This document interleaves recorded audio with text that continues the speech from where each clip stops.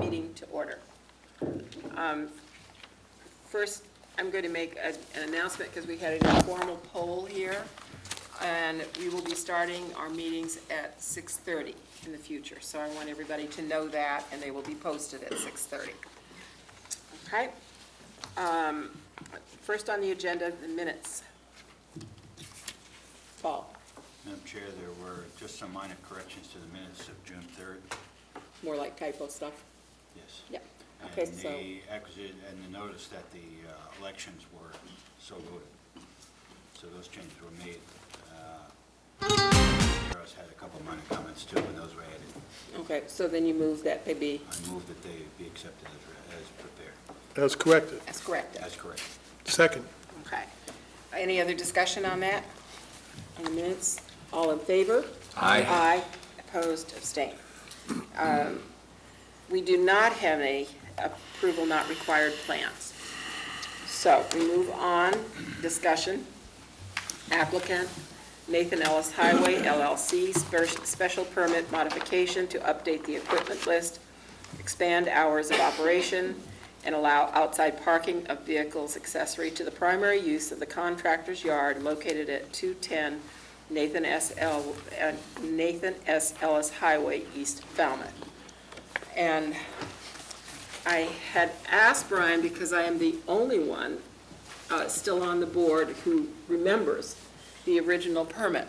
And so I had asked Brian, for point of comparison, to run off, which you'll see as your second page, what we did approve at that point, so that you can compare it to what we currently have in the plans for comparison purposes. Because I didn't want to have to dredge things up from my memory. I thought it was important that the board know this. And do you want to take a few minutes to look at it, and then we can go on with comments? Let me know when you're finished, okay?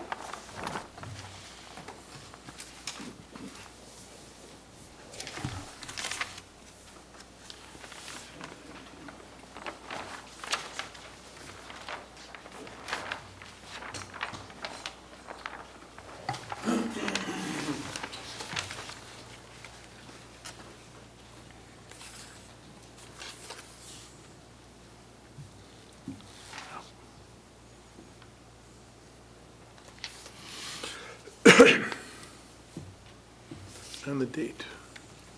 The date on this is from September of 2002.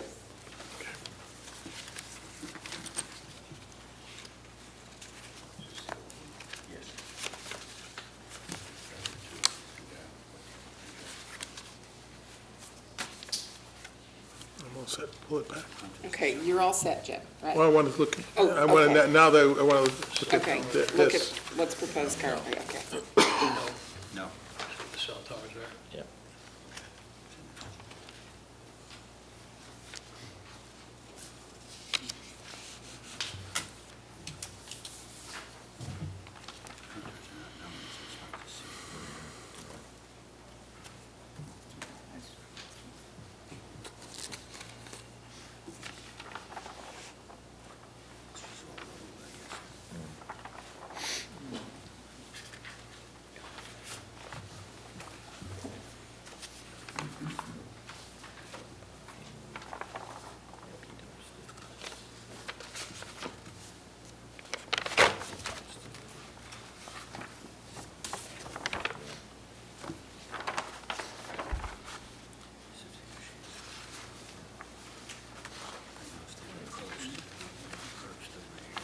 Yeah, I saw that.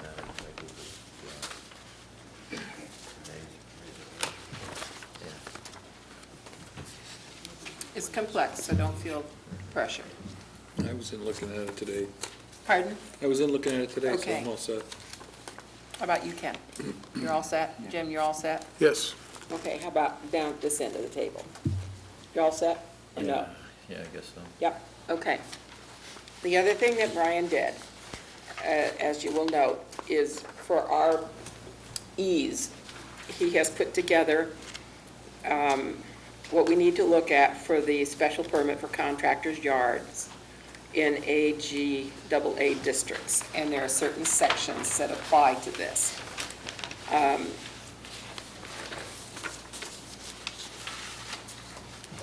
So, if anybody has any questions about that, but what it does do is it lays out what we have to look at.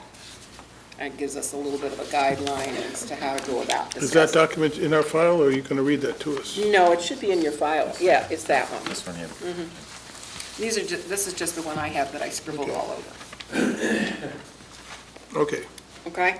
right, okay. So, number 5, under section 240-38K, is that, there's more before this, but this is what would apply here, that the construction width and grades of the adjacent street and any other street providing access between the contractor's yard and any arterial roadway shall be sufficient for safe travel to and from the site by the vehicles to be stored. So that's part of our determination as to whether 151 is adequate for the access of the vehicles that they're asking to permit. And then the planning board shall, number 1, specify the hours of operation. And I think we should take this one by one. I think it would be easier to deal with that rather than hopping around. Do you concur? Okay. So the hours of operation, they are asking to have it not be closed down, 24/7, 365. Currently, I'm a little bit nonplussed because it says 6 a.m. to 8 p.m. and they want that changed to non-stoppage. However, it's been testified and it's in the documents that they currently operate from 6 a.m. to 9 p.m. I just wanted to point that out. And so I'd like to open for discussion now on this particular subject and hear what people have to say about that.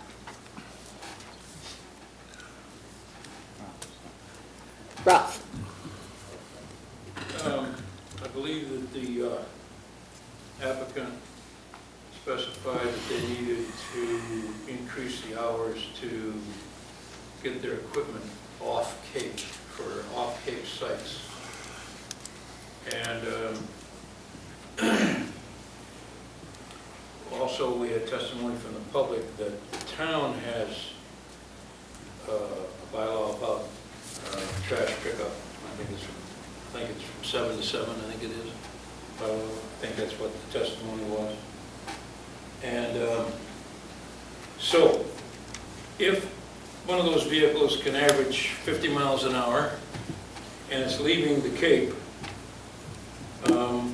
they could go at least 100 miles in 2 hours to get to a site where they would begin working at some daylight hour. So I'm thinking that to increase the hours of operation to unlimited would not be justified in my estimation. I can understand maybe allowing it to be increased some, but unlimited, I don't think I received adequate justification from the applicant to agree to that. When you say increase some, do you have a thought as to what that would be? Oh, maybe 1 or 2 hours maybe in the Well, morning. Remember, they're permitted now at 6 a.m. I know. So you're thinking about maybe starting it at 5? Unless they're willing, to leave their vehicles off-site overnight and then travel in another vehicle. Not always, I'm guessing not that more than one person usually accompanies, in some cases, a piece of equipment that might be riding in another vehicle. So I don't know, I just couldn't convince myself that unlimited hours of operation were justified. Okay, and the closing time by permit is 8 o'clock, but they're functioning till 9 o'clock. Yeah. Do you have any comment on that? No, I think, no. I don't. You're okay with 9 o'clock? Yeah, I'm okay with 9 o'clock. Okay, Paul? Do you have any thoughts on this? Yeah, I'm uncomfortable with the 24-hour operation as well, and I have not seen a reason to believe they have to be operating 100% of the time for 24 hours. There was some comment that there would be repairs and things made at that time. I concur with Ralph. I think expanding the hours of operation are probably warranted, but not for a 24-hour period. So I'd be in favor of going, say, 5 to 9 or something like that, rather than 24 hours. Bob? I always worry about setting precedent, because we do have other contractors' yards. I mean, we have some on Thomas Landers, we have some in East Falmouth, and I don't think it would be fair to people that, say, the Tavares that live in a neighborhood type of area, for them to have to come before us, and obviously probably wouldn't be granted any further extension of their hours. And I concur with Ralph and Paul that 24/7 I don't think is warranted. I would be in favor of maybe extending those hours on either end, an hour or so on either end. But I wouldn't want to see a precedent set where we're going to get a flood of requests for waivers for the other contractors' yards. Okay, Jim? Well, I'm afraid I disagree with my colleagues. I don't think it's our job to tell people how to do their business. I couldn't think of a more proper location for this type of operation, far away from everything with no neighbors abutting. And until they violate town bylaws for noise and interruption, I don't think we have a right to tell them how they should do their business. I'm not aware, I know a lot of people are concerned about it, but I haven't heard any abutters complaining at all. We haven't had anyone here from Commonwealth of Massachusetts or Donald DeLinks or anybody else. This is on a super highway going in and out in our major artery east and west. And I think at some point, we're trying to really control way too much. And I'm much more in favor of letting them see what they can do, and if it becomes a problem, and they break our other bylaws, which you have for noise in a place in town, then we come back. But I think we should let them go, my own opinion. Doug? So I understand that Mr. Gavosa does plowing, so in those times, he's going to have unlimited hours. It is already It's unlimited already- by the permit, yes. Okay. And so I would say that we also, our noise bylaw doesn't kick in till 10 o'clock, so it seems reasonable that he could operate till 10 o'clock at night without violating any kind of noise bylaws. So I'd be in favor of that. I would be also in favor of increasing the start time to 5 a.m. at least. And I'm a little bit swayed by Jim's comment, because it's probably the best place you could have for a contractor yard. And I understand Bob's concern about setting precedent, but it's in contractor's interest to find the best possible spot, and which I think Mr. Gavosa has done here. So I would say at least 5 to 10, and if others were swayed by Jim's comments, I may even go along with the unlimited, but at least the 5 to 10. Ken? I would never want an unlimited contractor's hours. That's not what a contract yard is supposed to be. It's supposed to be free and out, do stuff. But the expansion, I can see, working in a business myself, that we have a lot of trucks and stuff earlier in the morning and leaving, even a 4 a.m. start to get off Cape or do whatever they want. And if they're doing maintenance on site, something like 10 to 11 is fine. But unlimited, wide open all night long, I do not agree with. Okay. Just one more additional comment. Bob? It isn't really out in the middle of nowhere. That neighborhood does back up to it, just on the other side of the railroad tracks. So there are residents close by.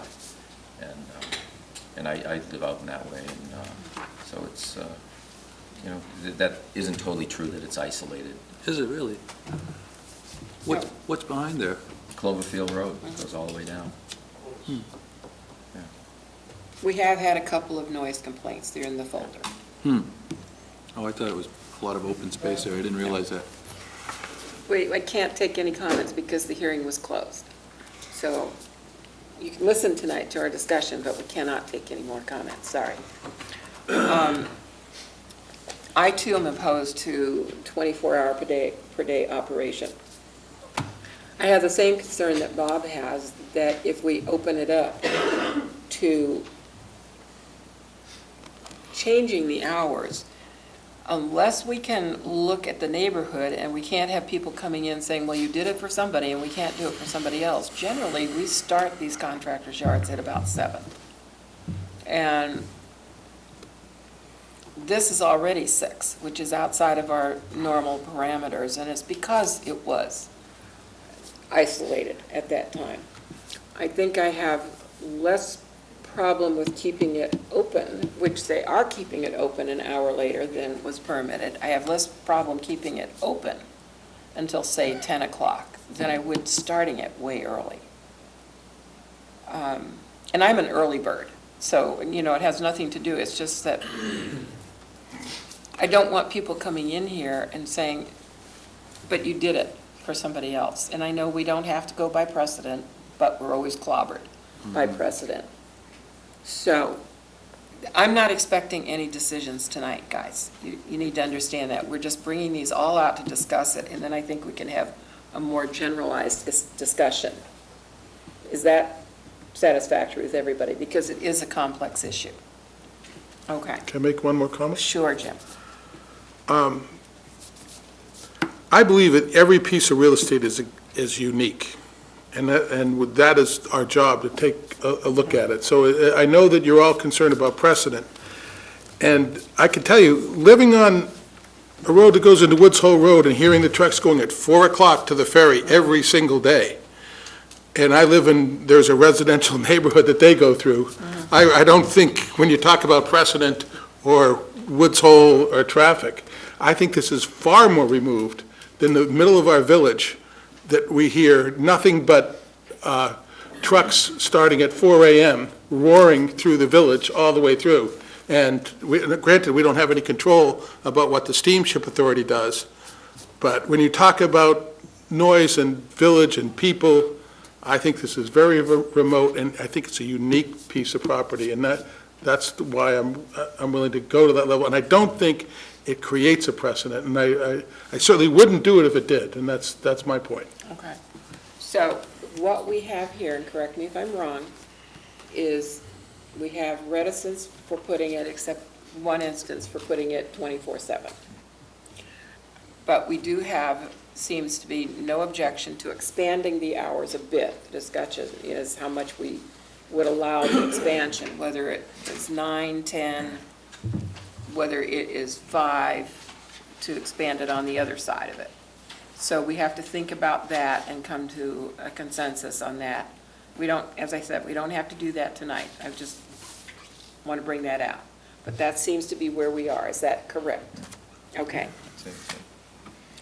Okay, now, the next thing that the planning board shall specify is the type, number, or amount of vehicles, equipment, or supplies to be stored. And we have a distinct list here as to what is currently on the site, what was currently allowed, and deletions and additions. We would end up with 3 additional vehicles.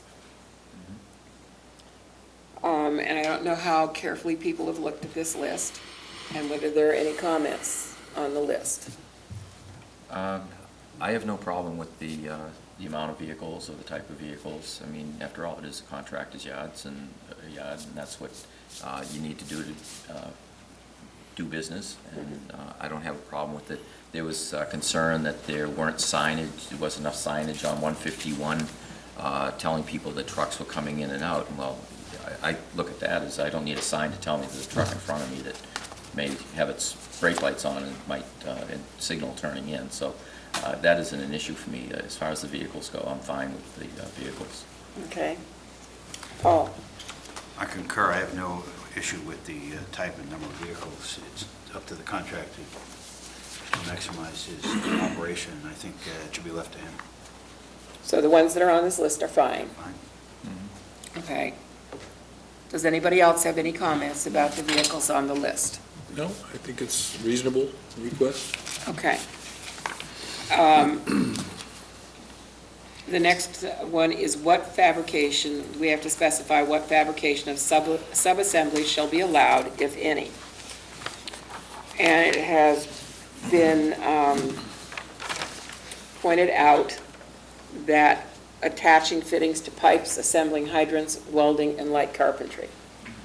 Does anybody have any problems with that? It's all part of doing business. Okay.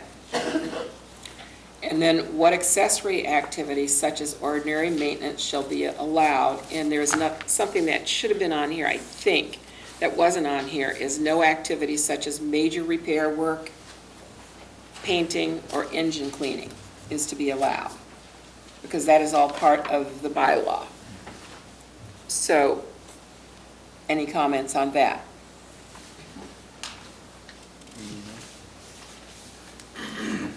Okay. Okay, the reason that I had both of these plans run off is that there is way more intense stuff going on here. It's been testified, and I'm not bringing anything up that wasn't testified before us, or that isn't here, that there are two temporary buildings. There's a temporary 15 by 30 lean-to, which I assume, a lean-to is generally made of wood, so there's carpentry involved in it, and it's a building. And then there is a, what do you call it?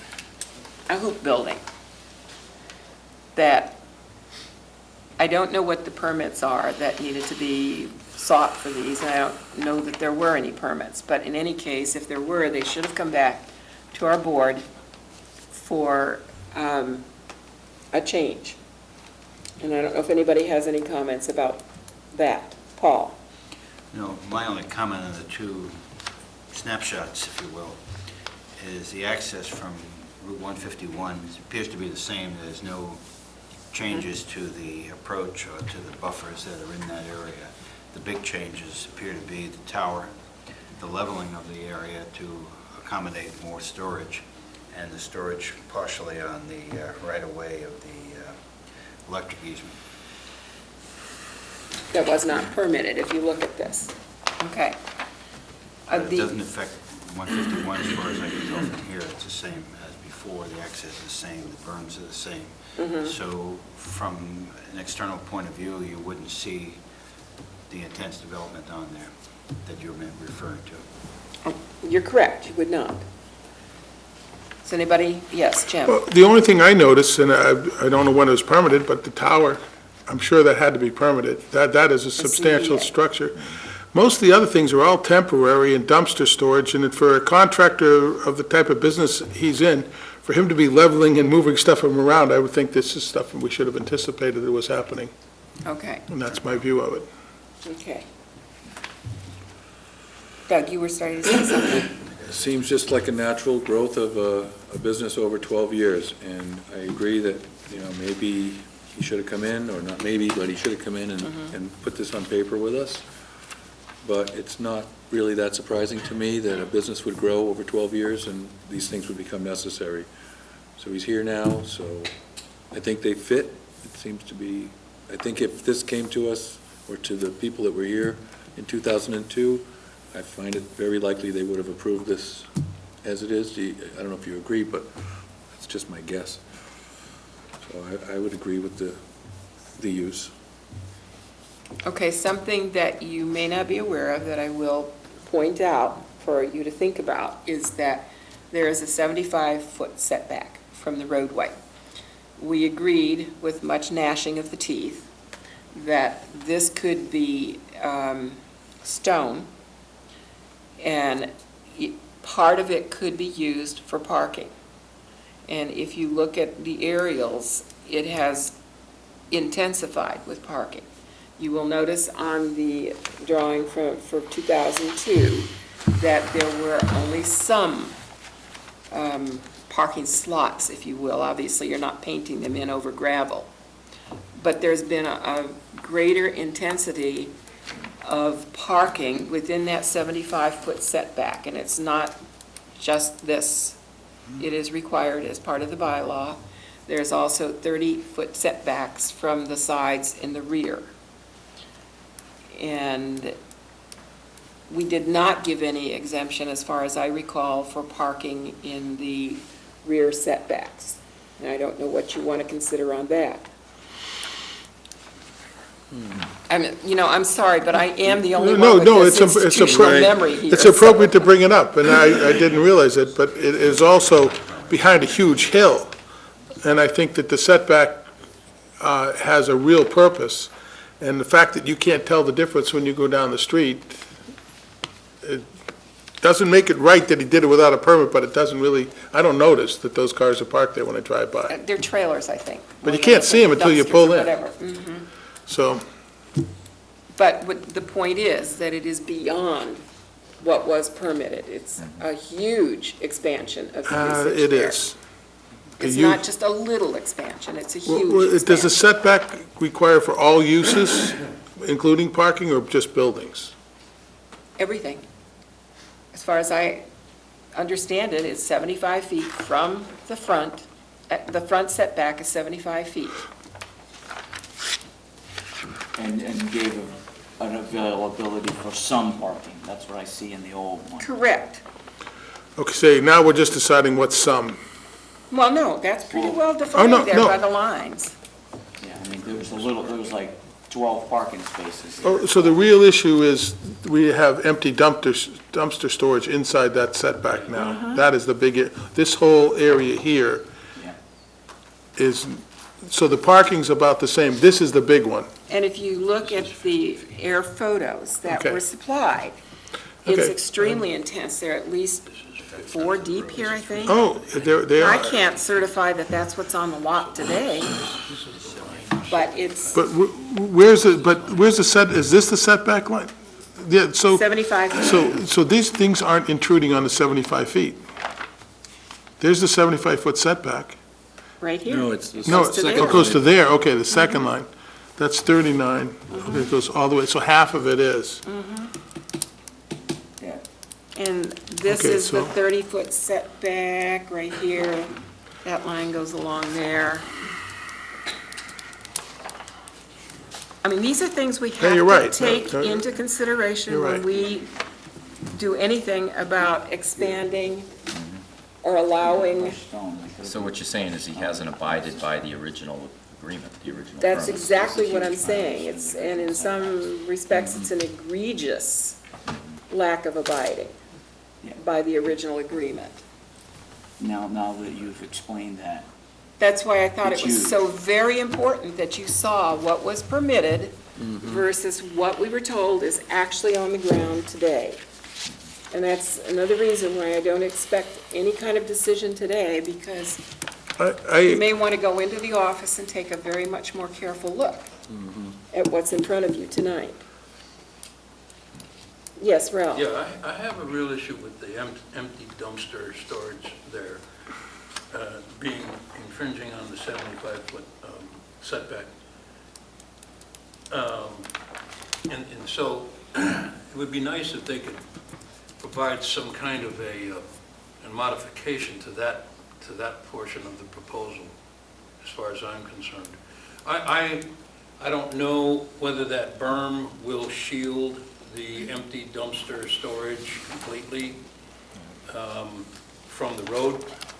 The berm was obviously something that we required so that they would, the facility would be shielded from the road, 8, 10, not only 12, visually, 14. but from a noise point of view. You're absolutely correct. We Yeah. did require that. We required that it be planted. It was very nicely done. Yeah, right. I agree with Doug that this is a proposal that incorporates the slow and natural growth of a business on a piece of property. I think it's the proper location for this business. In Mr. Oppenheim's letter to us dated May 27th, he talked about the new items, listed the new items, and getting away from that particular thing. I noticed that item 2 was an area dedicated to the cell tower. Maybe someone else on the planning board can refresh my memory as to why that's new, because I know the cell tower's been there, but did they just fence it off? Is that what has occurred there? That came in maybe a year or so after we did this permit. I know. It was something different. And that was not us, that was the Zoning Board of Appeals that has authority on that. Okay. All right, okay, well, I don't know, you just said it was dedicated to that cell tower, and I know the cell towers, there have been also. Let's see, what else did I have? I had three questions, and I don't know if I can, I'd like to address them now. The cell tower issue was one. How far off the Cape were the customers, and I was estimating that they could get there in at least an hour if they're driving 50 miles an hour, or 2 hours. The retail sales, I noticed that that there is that no retail sales were allowed, but the use of dumpsters, I guess, could be considered. Would everybody agree that that's a wholesale type of operation, so that people aren't coming onto the property to get their own, they're just ordering one and it's being stored on the property. So I'm guessing that would be like a wholesale type of operation rather than a retail. So I pretty much answered my own question there. And then the last one was the fuel tankers were on the property at one time, but they were never permitted. Correct. And so that particular issue bothers me to some degree, although I'm glad that it's been taken off the table now, that they will not be there, and that, but it's important for the applicant to know that those types of infringements on a permit are noted, and they're considered. Okay. The other thing that I think we do need to bring up is that according to testimony, because I wrote down that there was a tenant that we allowed, which was a metal fabricating tenant, and it was a temporary arrangement, and then they mentioned tenants. So I had a question. What is tenants? And it was testified to us that the tenants are Cavosa Excavation, which was what the original permit was issued to, and Cavosa Rubbish Removal. And what they're operating under is the special permit for a contractor's yard. I think the rubbish removal is pushing that. Rubbish removal is not the normal business of a contractor. They create rubbish to be removed.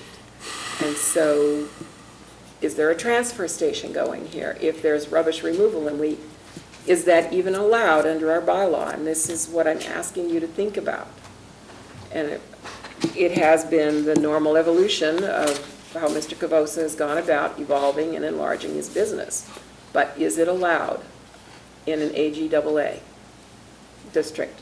Ralph? Well, I don't, the way he's operating now, according to the testimony of the applicant, is that I don't think it would fall under the definition of a transfer station, because the trash is not brought to this site and then transferred somewhere else.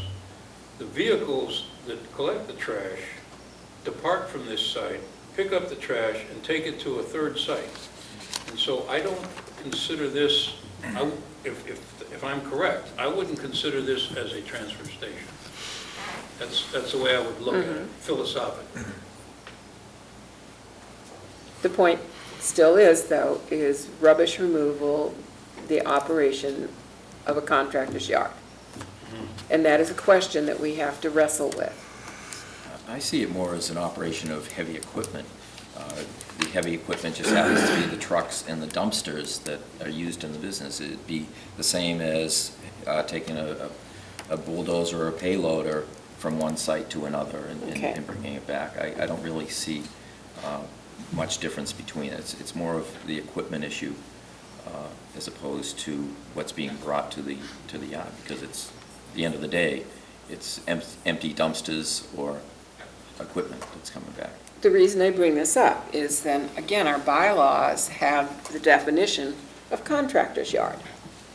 Premises used by a building or construction contractor or subcontractor, principally for storage of equipment and supplies, fabrication of subassemblies, and parking of wheeled equipment. So that is our definition under the bylaw. And obviously, there's a lot more going on here than the definition covers. That's why I said we can't hastily think about, we have to think. Yes, Doug? Did the original special permit not include storage of some empty dumpster containers? Well, let's see.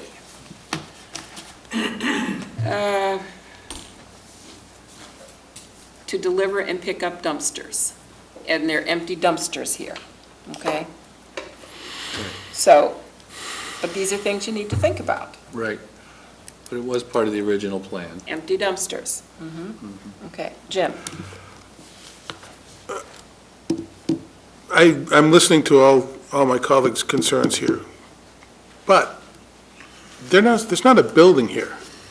Nope, I know that. This is the place where they set dumpsters down and pick them up. And if you look at the map, I've driven by this hundreds of times, and the only time I've seen it was when I go in. And I believe if these 1-foot contours, this is extremely well buffered. And as a town, how much are we going to tell people how to do their business? And that is my concern. I agree with you that the two uses are different, but he didn't build a building there. Everything here is temporary hoop, dumpster storage. It's all movable. The only thing that is really a structure had to be permitted, the tower. That wasn't in the original plan. And I wouldn't be surprised that any of these operations were going behind, if I count this right, a more than 10-foot wall with landscaping on it and totally blocked out from the public view. And how much can we really control and expect businesses to thrive as a board? And that's I hear all your concerns. I just wanted to point out what we're trying to do is tell them we're micromanaging what they do, and we should be more concerned about how it impacts the street, the view, the traffic, and I mean, this is not a building. This was a This is a use, special I know, but permit. it's a use of piece of land. And the piece of land is a contractor's yard. And now he's put a line around it and said, this is where we stored equipment. And this is where we store equipment. Well, where the hell do we think we're going to put it? I'm And sorry. remember, Mr. Oppenheim pointed out that the dumpsters don't make him any money if they're sitting here, so they're moving But they come and in go, out. and they go on Come trucks in and go. out. And what we really have is a contractor's yard that he's moving things in and out to service our town and vital needs all over the place. Upset. What I'm doing, again, You're is right. I'm the You- only one no, here no, that you're heard it the first You're time. absolutely right that these things aren't on the plan. But it's not like he put a building with a setback or had to get a permit. He's storing stuff there. I just pointed it out, that's all. So then, would it be wise for him to ask for a variance on the setback from us for that storage? It's not a building. Well, it's being used, though, whether it's a building or not. It's supposed to be 75 feet unused. And we did allow usage for parking here. Right. And you notice it was not paved anywhere along there, because that's part of that Correct. 75-foot. Crushed stone, though, for sort of parking area. Correct. And right here was proposed pavement, right up to the 75-foot. So we have allowed the encroachment of the pavement into that setback for the parking. No, the pavement starts right there, where 75 feet ends. Crushed stone to be placed in this area. So the area we're concerned is all labeled with crushed stone. So if they put crushed stone on it, they were going to use it for something. Oh, we knew that there was this. Is this paved? But this area here, which is the area in and it said, this whole area is with crushed stone. Correct, and that What was could have been used for expansion. But they put crushed stone in it, and what did we think they were gonna, why did they have to put crushed stone on For the thing? parking, It could have been used for expansion. Or dumpster storage, okay. So he didn't know what he was going to do. Yes, he probably should have come here 5 years earlier. Agreed. So is this then, this was supposed to be stone and only this side was supposed to be paved? Correct. Okay. But And is this paved now?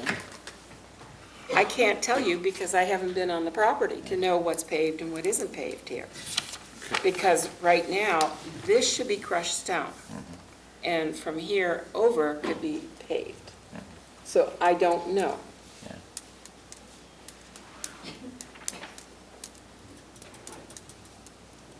Would you like to know? no. We no, can't no. take additional testimony, because if I take something, then I open it up again. I'm sorry. We'll clarify that. Yeah, Brian can get this information, but we can't get this. So that's why we have to be very careful tonight what questions we want to have asked. And one of them is whether rubbish hauling disposal can be part of a contractor's yard, it seems to me. Because that's not what we normally think of, nor what's under the definition of a contractor's yard. But yet, there was a permit, I mean, there was mention of the dumpsters in the original permit. Correct. So that sort of opens the door to that. No, because a contractor has demolition. And where do you put it? In dumpsters. Excavation. Where do you put these things? You put it in dumpsters. Rubbish hauling was never on what we heard as part of the business plan. Okay. Yes, Ken? To say a comment on that, it is a contractor's job to be a garbage removal. It's trucks, it's equipment. His equipment just happens to be square metal boxes. So as far as, in my mind, that isn't an issue. Him using dumpster, the only issue that I have is now the setback. Is the setback, supposed to be changed? If not, then maybe this needs to be modified. But in my opinion, the trash use is a contractor's job. As long as he's not storing the trash there, it's a contractor's job because he's using trucks and equipment. That's what a contractor does, whether it be a bulldozer, whether it be a backhoe, it's a piece of equipment. A dumpster's a piece of equipment. For a contractor. Yep, when we're being asked to modify a permit, the reason I'm being so particular is nobody else was here to know what we're being asked to modify. So that is why I am being so particular, and I needed to have this because I couldn't go by memory, and I think we need visuals also.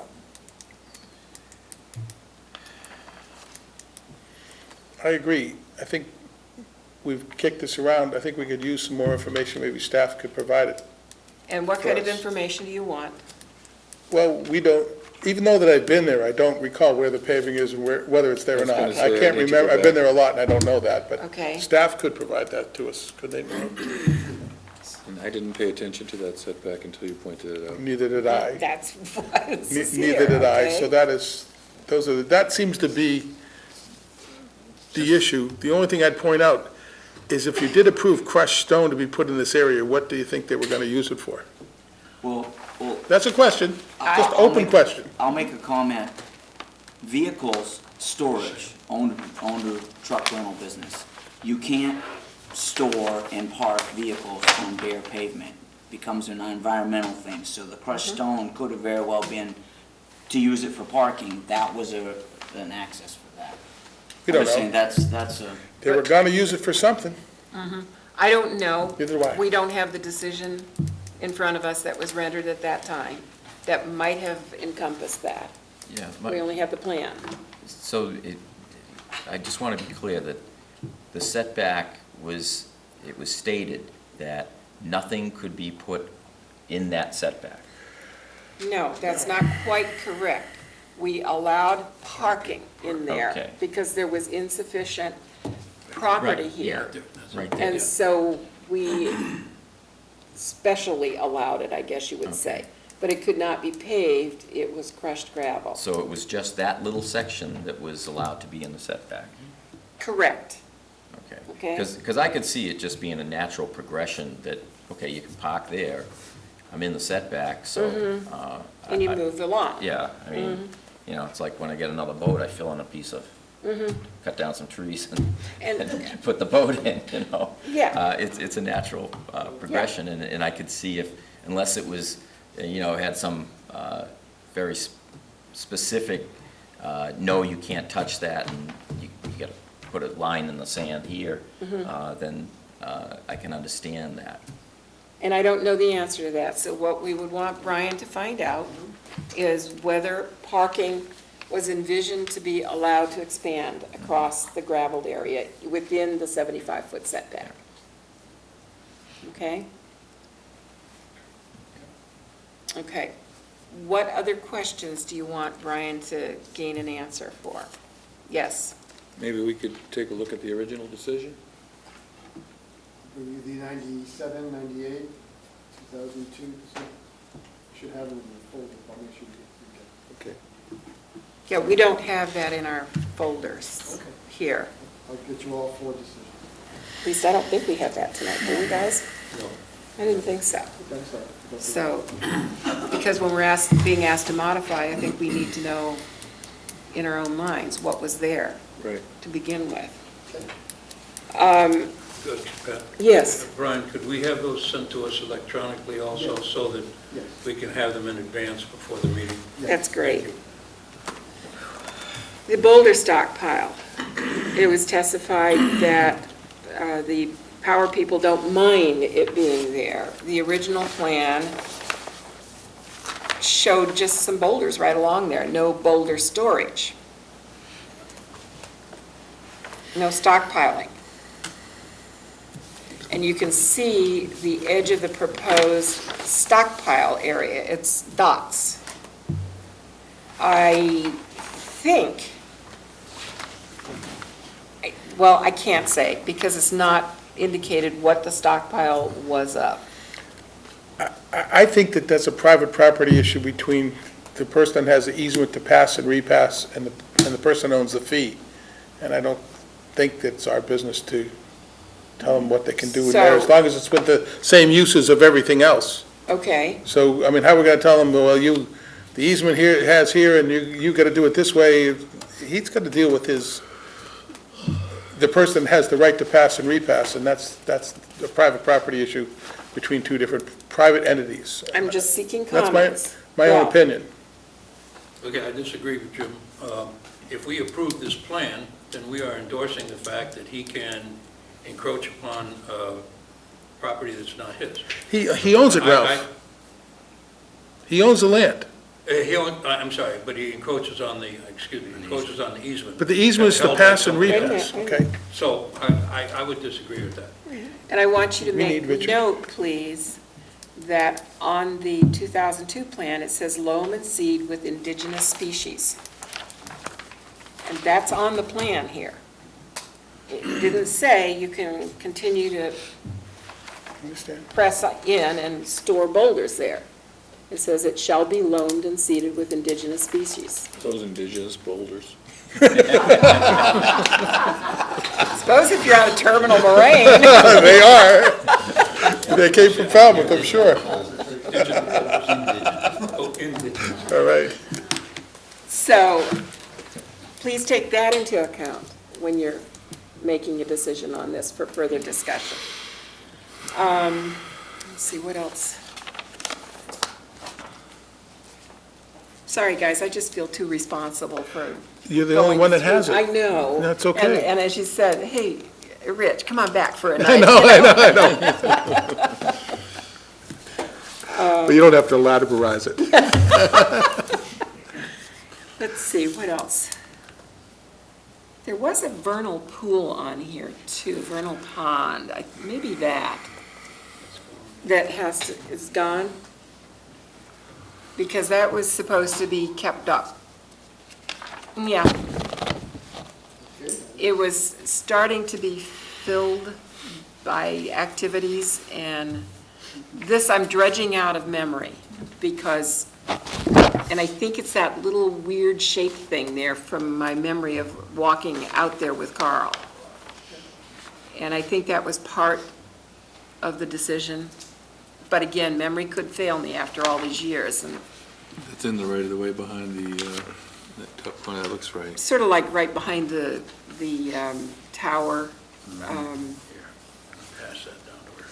I don't know whether that's what it is or not, but I do remember a vernal pool. And this is what, yes, I know that, I saw that, and it says pond filled. And Maureen very kindly provided us with a good bunch of information here. But it needs to be verified, I think, as well. Because you don't fill vernal pools in this state. It's a big no-no. Let's see, what else can I see on here that?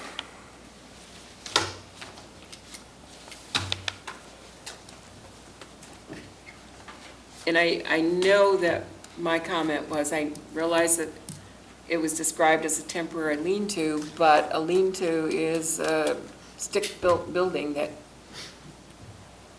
I think needs to be permitted because it's a 15 by 30 foot. It's not a 10 by 10. And it certainly didn't come before us. Did it go before the building department? The hoop building, they tend to go up and they tend to stay there forever. But I don't know if anybody has any problems with that. I would like to know if a hoop building needs a building permit. I don't even know. I don't know. I don't know. Can we be provided with that information? Yes, Brian says yes, it does. So I guess then the question is, did the hoop building Is there have a permit? for it? That's something we should know. So both of these that have appeared that weren't anywhere on the original plan, did they have a permit? So it looks like we need a list of the changes that have been made that need to have been permitted and have them added to the request. Well, if they were permitted, okay, but they Yeah. didn't come before our board, so we Right. have no idea whether they were or they were not. Brian? So- You have a letter in your file from Attorney Oppenheim that compares the 2002 final to 2014. I understand that. Just for the board's. It says 2 areas designated for temporary structures in winter months to protect snow plowing vehicles. The base of these structures are cement blocks and the frame is metal ribs covered by plastic sheathing. But this says a lean-to, and I don't know how you get a lean-to with plastic sheathing. It could be I'm just totally naive And about where are you buildings. reading that lean-to? Right here, temporary 15 by 30 lean-to, Oh, okay. okay? As a planning board, we don't have the right to take an unpermitted building and make it a legal building, right? No, we That's do not not. something we have, it's not We even our cannot. we're not even, that's somebody else's role. Correct. Permitting the activities on the site, including building code purposes, you have. Right, somebody else needs to approve. That is, if in fact they are unpermitted buildings, there's a place and somebody needs to deal with that, not us. That's Yes, right. So, it's a matter of, okay, do we have a problem with that? But also, were they permitted? And if they were, why didn't they come before us? How much of this should have come before us and didn't? So it's all that we have to keep this in mind when we're working with this. Ralph? 2 things. The boulder issue on the easement, it would be nice if it would make me more comfortable if the applicant could provide us with a letter from the easement holder saying that that boulder stockpile was okay with them. Okay. The second thing is, I thought, don't we have a standard phrase at the end of our conditions that says changes to this things must be, or if it's built differently than proposed, that the changes must be brought back to us? Well, they are coming back to us now and proposing changes, but evidently some of the changes have been incorporated before now. So that's the thing that we have to convince the applicant that the changes need to come to us at the right time, so that we can agree to them or ask for changes or disagree, whatever. So that in the future, you know, and as Bob indicated, precedents, you know, there's precedent here. So. All of this is currently on site. There's none of this that's coming to us for, I know. okay. Yeah, I know. So, I don't know, that's what I think that's what I just said. It'd be nice if they came to us, and appropriate, they came to us before they incorporated their changes. Well, I think when Bob talks about precedent, my concern with precedent is, okay, we've got our permit, now we can do whatever we want to do. And if we get caught, we'll come before the planning board and ask for forgiveness, I guess would be the way I'd put it. So that in particular, I do understand the growth of a business. And please don't misunderstand that. I do understand that. But over the last 12 years, I think there would be plenty of opportunity to come to us once or twice to have looked and said that we're looking to build like this. Well, I think what we have here is if they would have gone for a building permit, they would have been required to come to us, and there would have been a whole process that came in, so. One thinks. But we do have a process to deal with, you know, things that are done without building permits, and it's not our role.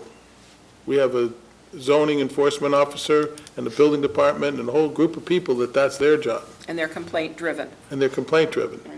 So I recognize what you're saying, but I don't know where, is it our role to, it might be, I don't know, I'm confused. I need advice on that issue. That's I why- need advice. I think we should refer this and get some more information so we can make the Okay. proper decision. This is why I said I I'm in don't agreement. We expect need more any information. decisions tonight. Need more This information. is a complex issue. Does anybody have anything else to say, or do you want to move on? I just have one comment. Yes, Paul? The issue came up a while ago about being a transfer station. All the indications of everything on this drawing does not indicate a transfer station. Indicates storage of dumpsters, indicates fuel stockpile or loam stockpile or something that can be reused. It's not a transfer station with trash or garbage or anything like that, although he may be in that business. Whether he uses this for that or not, I don't know. But the indication of everything here is that this is just for storage of trucks and equipment that he uses in his regular course of business. So just want to mention that if you are concerned with that, that can be a condition Absolutely. that no trash could remain on site or something. But there's no indication here today that this is being used as a transfer station or intended to be used as a transfer station. And I agree with you. But there has been some talk that indeed it has been. So this is when we start writing conditions into our decisions too. So are we ready tonight to move on, and you can give additional thought to it, or Ready to move on. where do you want to leave it? Move on, I'm ready to move on. Yeah. move on. And we'll bring it up again next week. And in the interim, Brian will answer some of these questions that we had tonight. Okay. All set here? Thank you all for putting up with this walk back through history. Thank you. Thank you for providing historic perspective.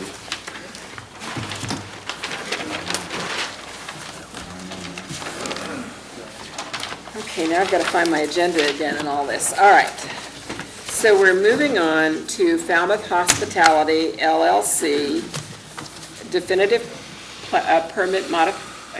definitive plan to abandon a portion of Lantern Lane located at Lot 2 and 556 Main Street, Falmouth. And remember, we've closed the hearing, so this is just again for us to be discussing, folks. Okay? Doug? So I went to the planning office to review the plan and ask some questions, and I voiced my opinion that I didn't think it made sense to abandon a road and then have the buildings encroaching on the road, and it just didn't seem right to me. And Mr. Curry pointed out that actually, if the property owners own the property, they have the right to combine the lots. And we have to find that there are other reasons that it can't be done because they have this by right. And so as long as it conforms, it's really something that is their right to do, which was a little surprising to me, but I'm learning. So that was a big thing to learn. And on a private road, the property owner owns to the center line, where their property is. Right. So Yeah. essentially, they own both sides, so. Correct. If they own either side, they really do own the whole of it. Mhm. And the dispute, or if you would call it a dispute, is that the property owners on the rest of Lantern Lane requested, and I believe it is in their deeds, that there is a covenant that they have the right to pass. Mhm. And that would be, we've been testified to, that would continue, that right to pass. And there would also be additionally a covenant further written up with the new owners to guarantee that Right. through, with their ownership. That's the old building. Other comments on this? Well, one of the comments that came through was this whole piecemeal approach by the applicant. And I just have a problem with that too. I mean, it isn't like they're saying, oh, well, we need to get this road abandoned, and then we go back to the drawing board, okay, now what are we gonna do now that we did? They already know what they're gonna do. And I think they could have saved the neighbors, themselves, and us a lot of agita if they were just straightforward and came out and said, hey, we got a plan for this section of Main Street, we think it's gonna do this for the town, that for the town, and really do a good presentation to ease some of the concerns that people have, because, you know, people are very wary of these backdoor operations by corporations, and I don't think they did themselves a service by doing this. Because, you know, when I've looked at it, I came up with a dozen reasons why this is really a good thing for that section of Main Street, and a lot of it is based on our conversations on the comprehensive plan. And I just think they've set a bad taste in the neighbor's mouth by this approach. Yeah. Bob, I agree with you. But like you, I see every reason to have it happen for the benefit of the town, the benefit of Main Street, and frankly, the benefit of the residents too, along there. Because they like this to be a very private way. And if it looks like you're going through a hotel, nobody's going to use that part from the public. They won't know. The residents will. You don't think so, Ken? No, Okay, no, I think you're totally wrong on that. okay. I drove the neighborhood, and I don't understand the whole plan, but what I don't understand is how they can possibly merge this. What are they gonna do with the road? They're gonna get rid of the road. But I mean, the road's not gonna be here, so it's gonna be going through the hotel. So that puts 108 cars, or how many ever is in there, that now have a back way out of the hotel to avoid Main Street. This is the one thing that I see. Now, see, I understand that we're just supposed to be looking at this, and this is very hard, because if we approve this, from what I understand is the people that own this property haven't sold it to the hotel yet. Right. So we can approve something right now, right here, and all bets are off. This board has approved plans before, and none of the businesses got built. So this doesn't mean anything. It's not a guarantee. It's just saying you're looking to make a corporation who has money and could fix this, give them the first piece of the puzzle, and if it doesn't work, oh well, all's off. But if we move this road or give the right to abandon this road, and then they don't buy the property, then that gives the owner of this property the right to sell it, and whoever wants to do whatever they want, we have no right anymore. The reason we were able to second guess all the development in this area before wasn't because of stop development, it was because of the access, the safety of the road, the drainage of this road. The owner of this property has let this property go in default for years, dozens of years. They can't do anything, they don't want to spend the money to fix it. I understand we need to fix this and help the town better this, but by abandoning this road, I don't understand how a subdivision plan, you can just get rid of a road. This is Lantern Lane, it's been there for 80 years, starts here, goes all the way through. There's 14 homes, nice homes there on that private road. This now puts, however big this development is proposed, access right through all their neighborhood. Jim? I agree we need to address all these concerns, and I'm also concerned about the way it came up in pieces. And I would encourage we keep this discussion open and advise the developer that he should engage the neighbors in some serious conversation about how some of these issues are going to be resolved, and let them know what the future looks like, and hopefully get them to come back and say, come to some kind of way that, they at least understand it. But we need more talk, and I'd like to learn more about it, and I think the neighbors would like to learn more about it, and I think we should encourage the developer to talk more to the neighbors, because there probably could be some solutions to these issues that we're bringing up, and we're making it up blindly. Okay. And maybe they can fix it. So we've got until July 8th is our last meeting, but what you're saying is maybe we need to ask for an extension on this even further, considering we're a month out of that, and try to get the developer to do what? Become more open about the plans and talk more with the residents about their plans? Yeah, I would say that. And that may change things, or it may not change things. Yeah. Okay.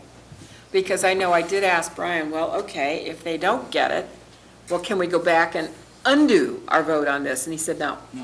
Once we voted, that's it. It's abandoned. But we have a letter from council that says they have the right to do it, right? Well, the council says there's no legal precedence to stop them. Doesn't mean we have to give them the right to abandon the road. Under the subdivision control laws, as far as I understand.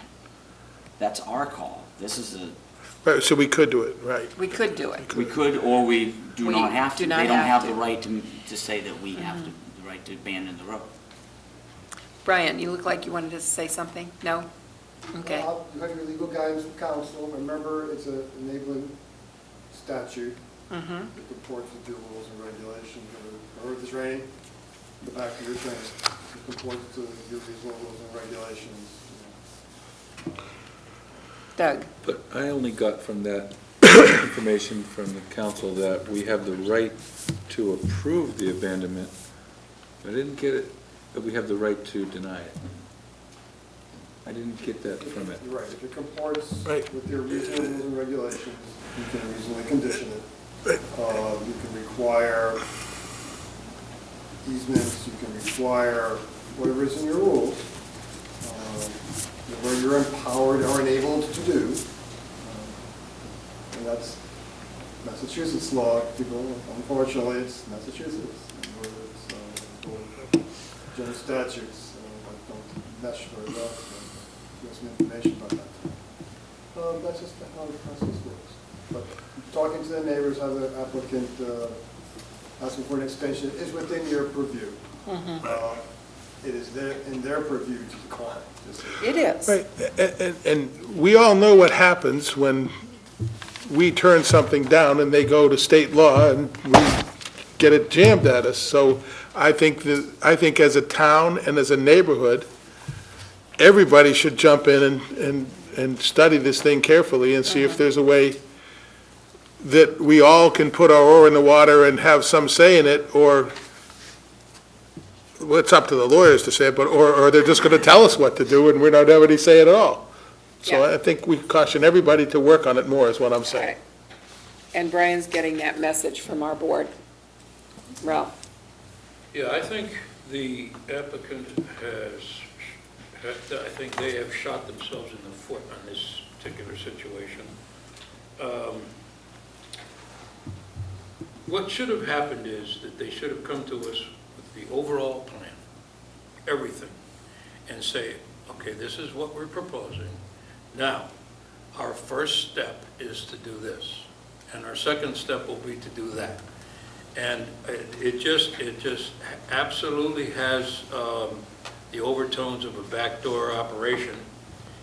If you read on page 2, the last paragraph of the letter that town council sent to our town planner, dated 5/27, the very last paragraph says, if the planning board agrees to approve the pending application, it should require a written easement for access and utility purposes in form of recording in the Barnstable County Registry of Deeds, and require that the access easement be properly maintained and periodically improved so that it will adequately serve its intended purpose.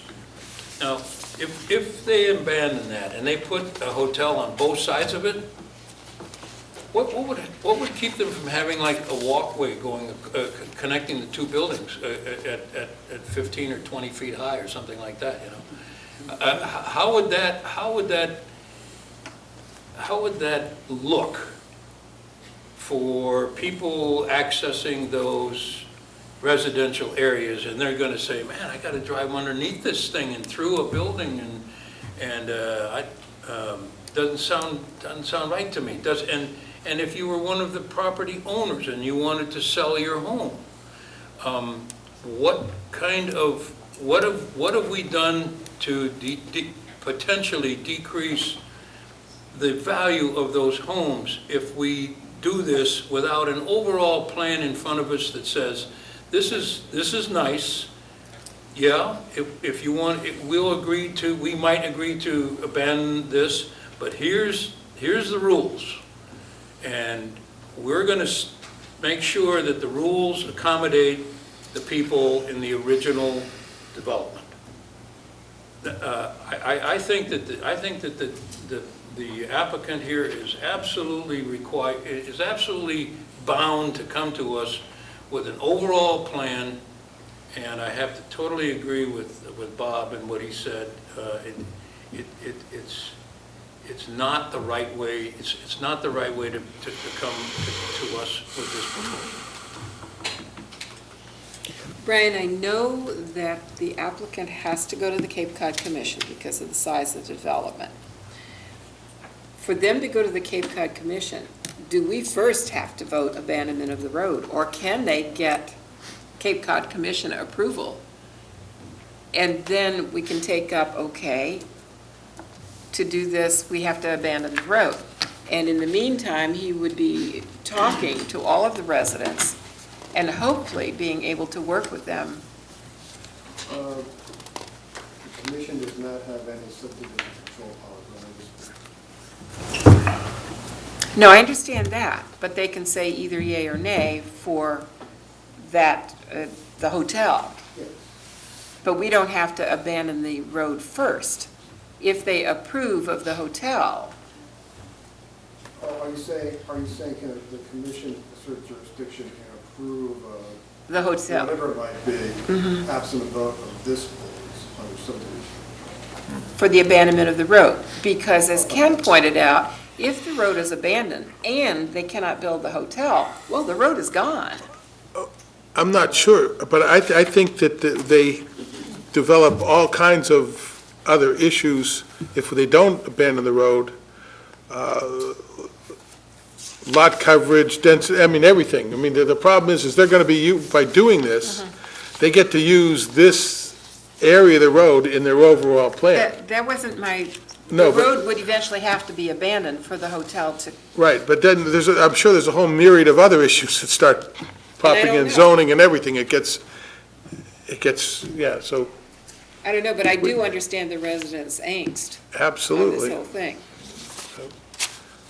If the road is abandoned and it's conditioned, do those conditions stay with that road in perpetuity? I don't know. They do. Okay. Okay, so if we said you, For recordation on the part of okay, so if it was conditioned that easements and, or gate or no bridge across between two buildings, and that would have to always stay. Okay.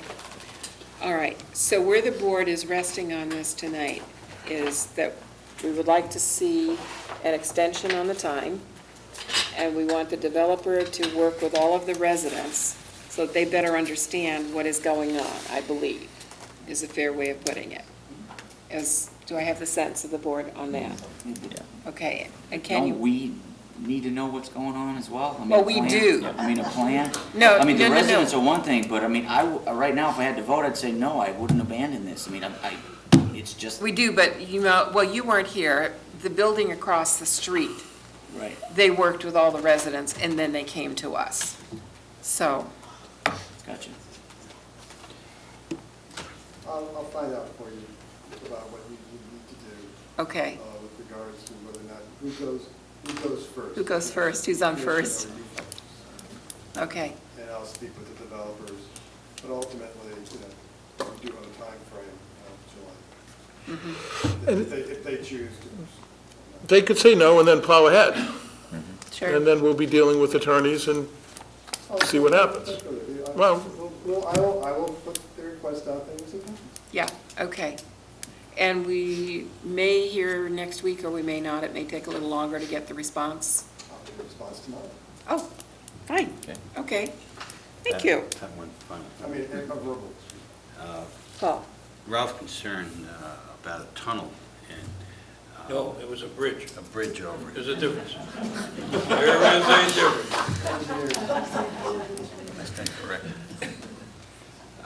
If you look at the article in the Falmouth Enterprise, there is an elevation of this property, and it does show a bridge. Did it? A building above, like a two-story building so you'd be driving under this. I didn't see This this. area. I had not seen that before. I haven't seen So it yet. I think the issue about coming in with a little more information certainly would be helpful. That goes to my whole point that I brought up Because if initially. you look at the picture there, I didn't know it was a Marriott, first of all, but that's immaterial, but it did show a building.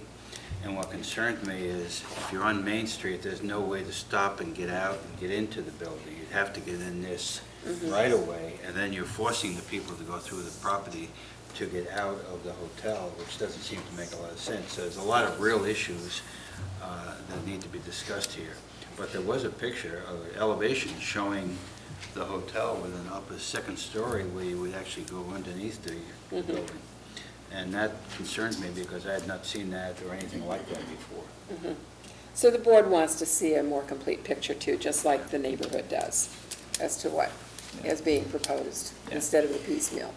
I understand where it has to be handled piecemeal. Right. But They need to let's do a get the full whole picture. presentation. Yeah. Okay. Okay, Moving on. moving on. Local comprehensive plan elements, land use, coastal resiliency, and housing. And you've got, here, gotta find that in here too.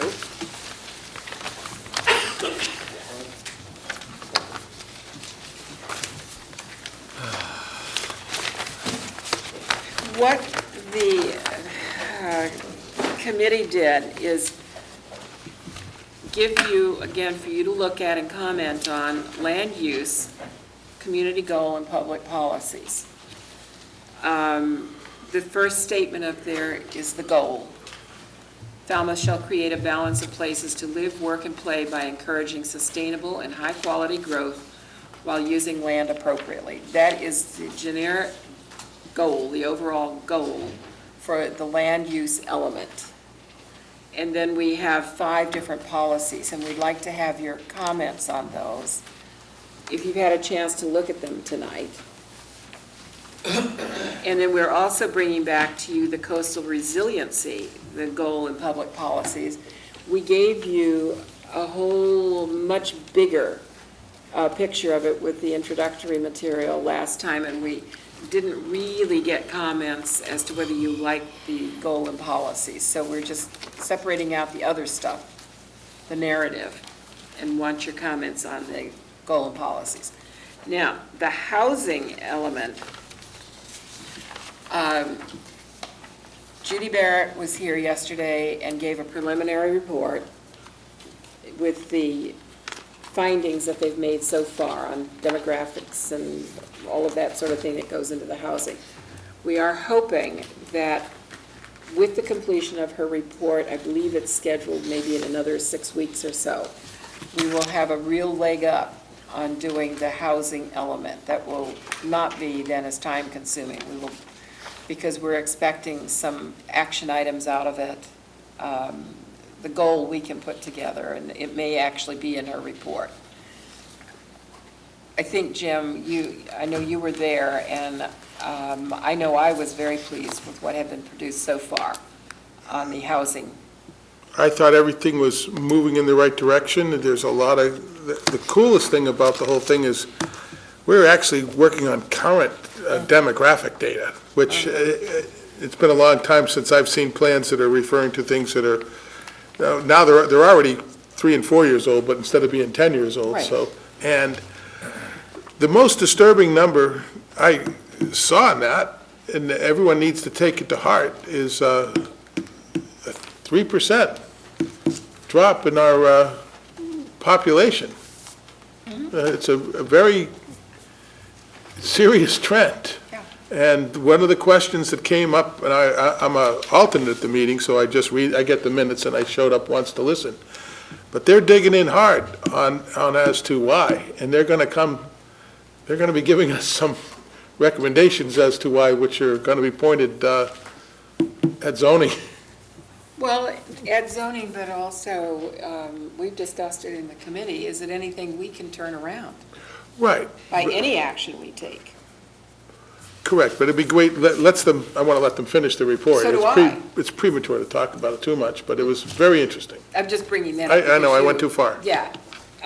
So we're looking forward to the final report on that. And I am extremely impressed with Judy. She's a very, very talented person in this area. So I hope, Judy Barrett. And so I'm hoping that we can lift a lot of it to use for that element. But I don't know whether anybody's had the chance to look at that and has any comments so far.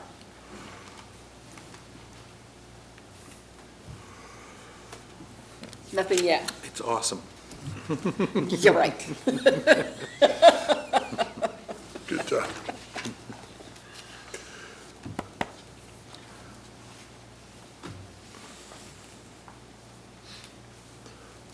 Well, on our 5 policies here as it relates to land use.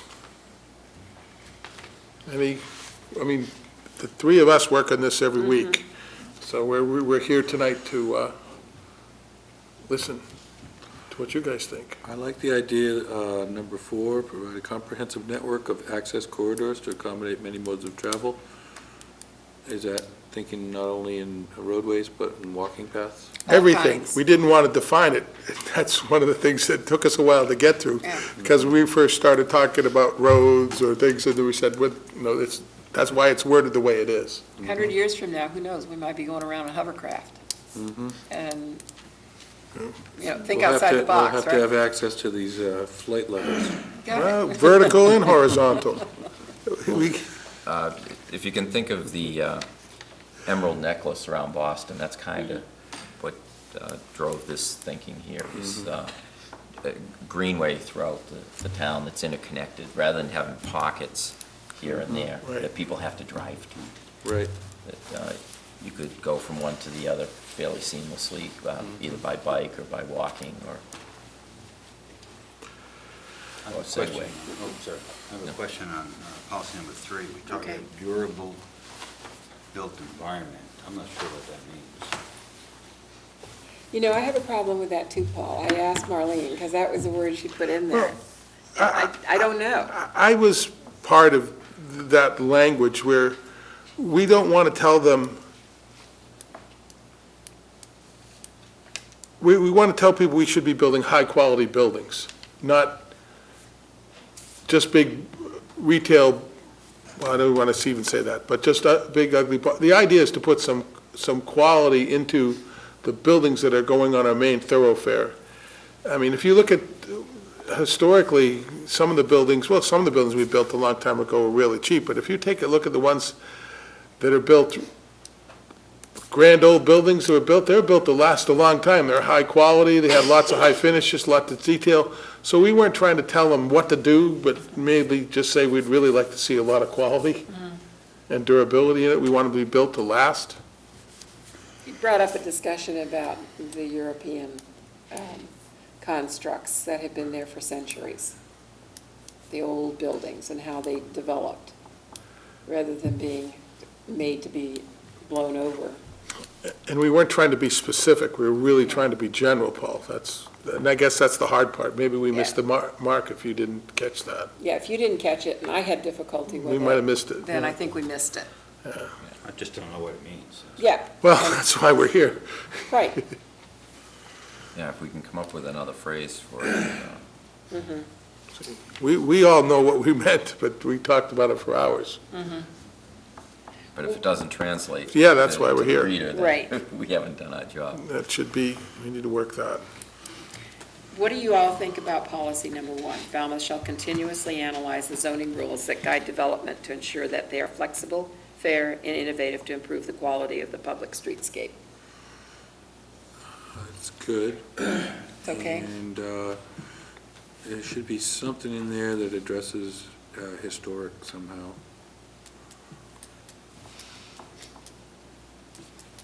There is in policy 3, but you want a more definitive historic statement.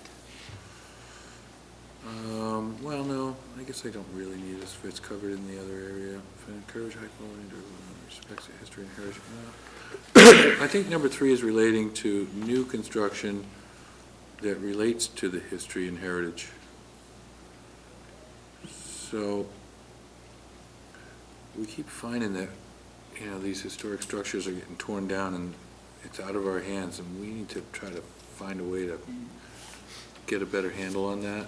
I don't know if it's through policy or what, or some kind of legislative changes. I think that should fit in somewhere into policy 1, because it's usually a zoning issue.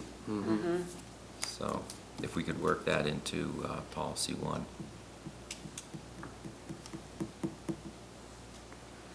I'm going to put in as a note on that, preserves historic Yeah. structures. Okay, To improve the quality of the public streetscape and preserve Historic historical and elements. cultural, yada, yada. Historic elements, because it's not only just structures, but Yeah. right. Okay, so we can work that in there, and that has to do with zoning. So we'll put more work into that then. So developing, creating and there's been talk of it, creating a historic trust in town, which would, that would probably be an action item. Yeah, that's an action item, That's an Ralph. action Yep. item, yeah. You're right on target, Yeah. but that's an action item. We talked about that. Yeah. Okay. We're trying to, you know what we're doing, be in general. They'll have room for all those things to fit in. That's the idea. So we need a little historic in there. Okay, policy number 2, I really want to get your input on, because it's a balance between encouraging separatism of the villages and encouraging the history of the villages. And how does one balance that so suddenly North Falmouth doesn't consider that they are just an entity unto themselves? And I just threw a dart and chose that. It could be East Falmouth or any of the villages. What? I didn't want to say that. But yeah, how does one encourage a thriving village concept and yet understand that they're all part of Falmouth? And that's going to be a sticky thing there. We had a discussion, so I don't even know whether you want to keep that in as a policy or not. I don't know, I guess my suggestion would more be toward an action item, but I'll have to think about it a little bit more, because I was going to say, we could start to have some kind of input from villages, like village associations could give us written comments on what are the important elements in their village that they feel like should be noted. So we need to reach out. Right. Okay. Like, for instance, in our East Falmouth Village Association, one thing that we did when we incorporated we came up with a little one page of zoning guidelines, which was just, nothing's really been done with it, other than that when people are developing or looking to develop, and they want the support of the village association, we refer to it and we say, well, how does this fit in with what we have as our objectives for filling empty spaces in the existing retail area and not expanding into peripheral areas? So we have a document. I suspect other village associations have some kind of either documents or ideas. A lot of them really do have their own identities, and that's been part of the strength of the villages. And it's part of the charm of Falmouth. So that was the whole idea of keeping the village and strengthening the village, but then how do you bridge the separateness? And that, Well, I don't think you need to bridge it as long as they have a part of their own identity. It's already one town anyway. okay.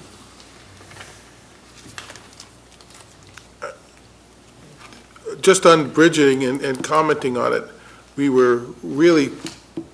had talked a lot about the corridor issue and the many modes of travel and interconnecting, along with what Bob had mentioned about the necklace and the different jewels of having, I mean, not to get specific, but talk about east-west bike paths, all these different other things that we're trying to leave room for in that idea. And maybe the villages don't want it, but from a planning point of view, I think that is a strength, and we're saying we need to be interconnected and tie them together, but still have their individuality. For transportation purposes, for sure.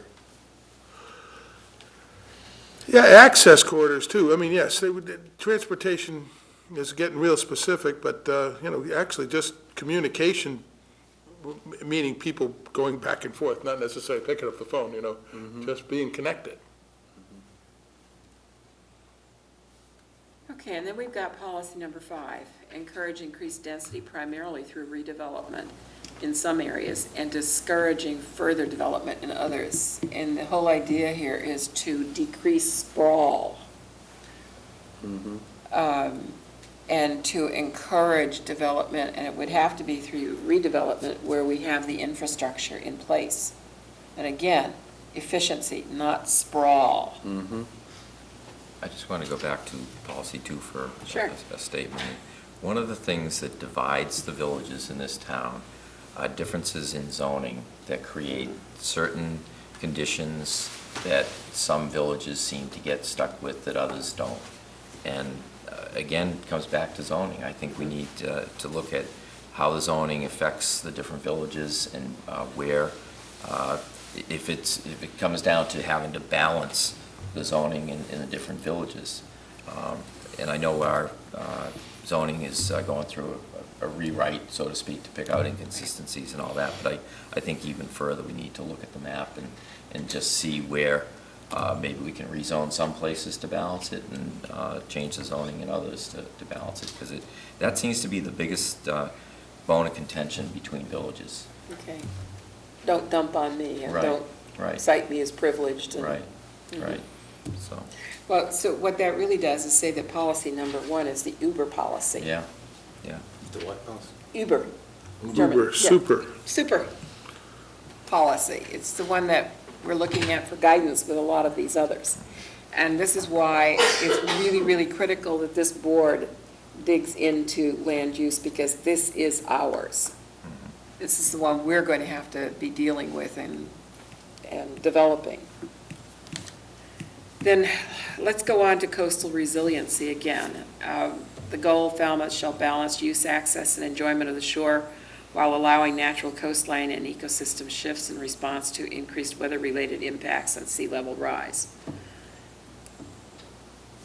Does anybody have any comments about any of those 4 policies? We didn't get it when we brought it up before, and we just want to make absolutely sure that you don't have any, that it wasn't an oversight. Yeah, number 4, would you just explain that to me? I'm trying to understand that. It's we cannot decree that communities will build up higher or build away from the shores, but we can encourage community-wide adaptability. Yeah, institutional is the word that I'm trying to understand. It's not institutions that we're looking at. My understanding is that it becomes an institution that we are encouraging this adaptability.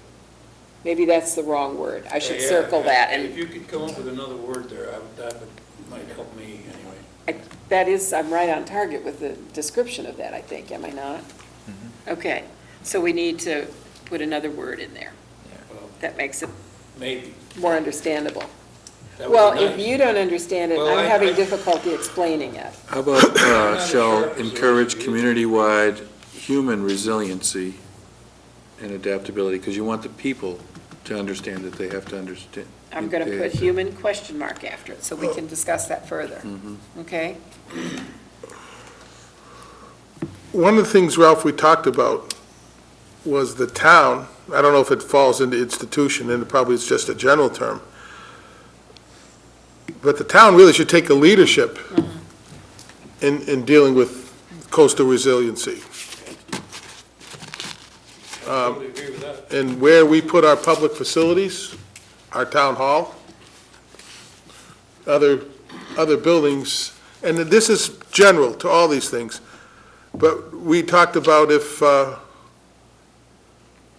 we expect the townspeople to start planning on resiliency, the town needs to lead by example. And that's where I'm failing on that, because my brain has It did- failed. the word didn't work, but that- Whether institutional means the town. Well, so gotta- that's where I think some of this was coming from, we need to work that word better, but Maybe it should be community-wide and institutional adaptability.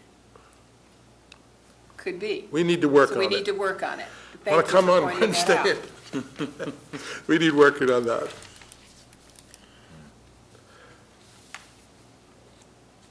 I like number 1, preserve, restore, and enhance coastal ecosystems to better absorb impacts.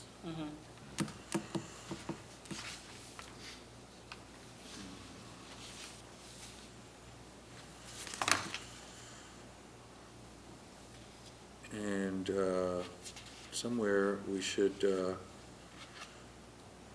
have something in place about future flooding of low-lying areas. I don't know if that's encapsulated somewhere else. It's, I think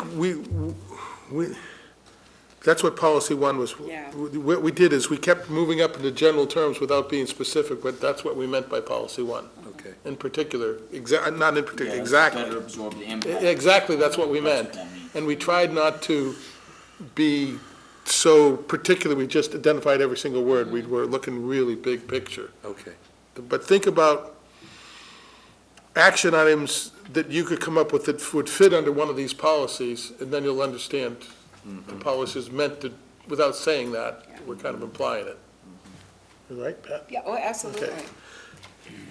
Because some areas, if we're going to have a long-term goal of maintaining some areas like Silver Beach area, we might even need to do some kind of berming or something. We're leaving it all open, that's the idea.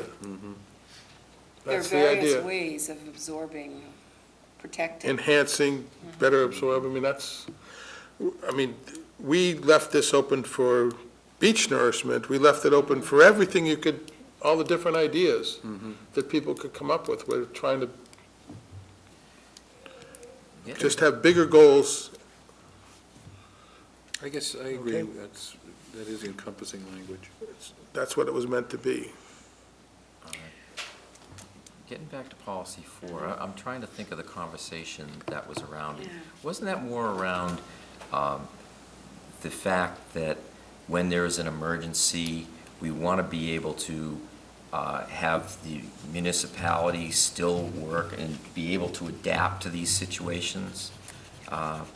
So I wonder if community-wide isn't more the word we need to look at versus institutional. And just take out institutional, it becomes community-wide adaptable. It would work, it Well- would say the same thing. Or community-wide and municipal. Well, if I'd have community-wide to is look at generally my enough notes to cover to cover municipal. I see where the. I guess But the more we what talk I- about it, the better it sounds.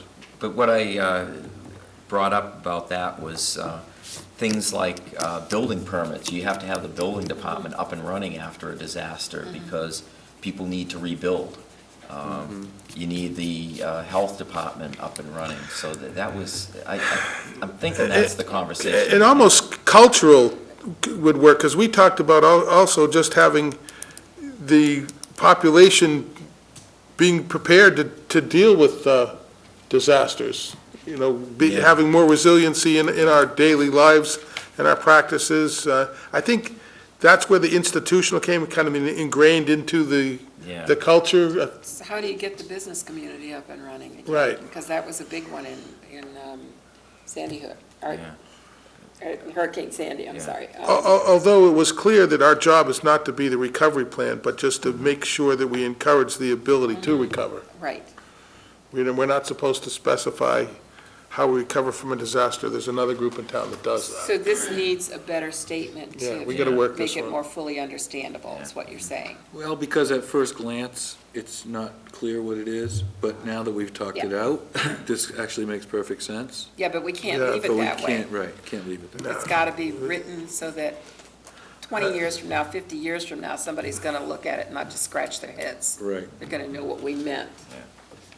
Do you feel comfortable with this? And I'd encourage you to look at it again and give some more thoughts, because this will come up at fall town meeting. And once town meeting votes this, then we have to go back to town meeting for any of this to change. As you know, the action item's fine. We can change those, we can change the introductory materials very readily, but this we can't. Excuse me, Bob, take a look at that. Okay, moving on. Brian, the Davis Straits Planning Study. You were going to comment on that. With a copy of that in your package, I just wanted to let the board, I never got any initial comments on I don't think we do. That's what Brian held up.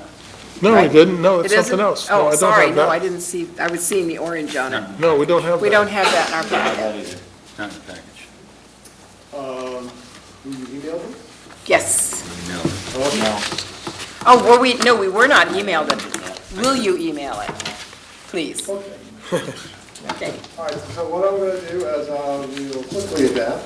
And I apologize for that not getting to you in a timely fashion. So I will have this emailed out. In the meantime, what I'll do is I'll brief the board quickly that when you do get this and read it, What's the heading?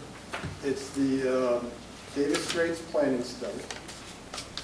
This is the scope of work that the Cape Cod Commission has put together in response to the initial discussion of the Board of Selectmen and Planning Board at their joint meeting to further some of the recommendations that came out of the first study in the Worcester Court Spring Barge Road area. So it's essentially looking at furthering some of the recommendations for transportation improvements, connections, zoning, design changes in the area from the T-ticket lights, all of Davis Straits to Falmouth Heights Road is right now. So I will get that to you forthwith. In the meantime, please know that I asked for it in the the office. legislature has approved a $7.5 million bond bill package for town of Falmouth. And as part of that bond bill, we'll be looking at what's known as a complete streets project. Because it's half federal money and half state money, we have to look at many of the things that's in the scope of work the commission has put forward. Pedestrian access, bike lanes, transportation improvements, roundabouts. You have to look at the street as a complete whole. There may be certain things that the commission will still do up on Worcester Court, because David Straits is part of a larger, we'll probably get a vendor, right, have a contract planning firm, a contract engineering firm to do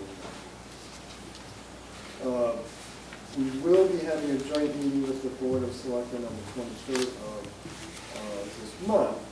This will be introduced, the scope of work of the commission and the scope of work that would go into this bond, it's already the bond bill. It's not quite fleshed out as of yet, who will be doing what and how much. And we'll hopefully have a decision this week or early next week on what exactly is going on. But when you do get this, read through it. We'll briefly discuss it with the selectmen, but no, it's going to change. The David Straits portion of it will probably be taken up by complete streets. The commission will probably look at Worcester Court, and maybe that part of Springwater Road that goes down to Dillingham. Right now, that is part of the discussion. And again, I'll apologize. I thought this went out to you. That's my fault. It did. You did? But you know what? I remember now, when this came, when it first came, it said, this message has no content. And I meant to tell you that. But then now, when I look at it, it's here. What's this thing? Okay. It was sent, Okay. that was sent on May 8th. Oh, Hey, well, I wouldn't have got that. No, you didn't. All right, I'll have it resent. okay. But if you find it in your inbox somewhere or your spam box, let me know. But we will send it back out again. It will be briefly discussed and it will be undergoing the research. So that's the update on that. And the meeting with the selectmen is going to be very, very focused and about an hour in length. It will start at 6 o'clock before their normal start at 7, I believe. Is that correct? So it's Monday. Okay, it's Monday the 23rd, What day of the week is that? Monday. So you might want to make note of that. Mondays happen to be on Mondays, it's a strange thing. Okay. Okay, So that's where that sticks. Boy, okay. I get so many things, but I don't know. I know, it's just, and it's summer. All right, Sunrise. Excuse me, what? can I just ask a question? On the agenda, would we be talking about the scope of work of that document at that meeting? Is that the proper agenda item? Yes. Yes.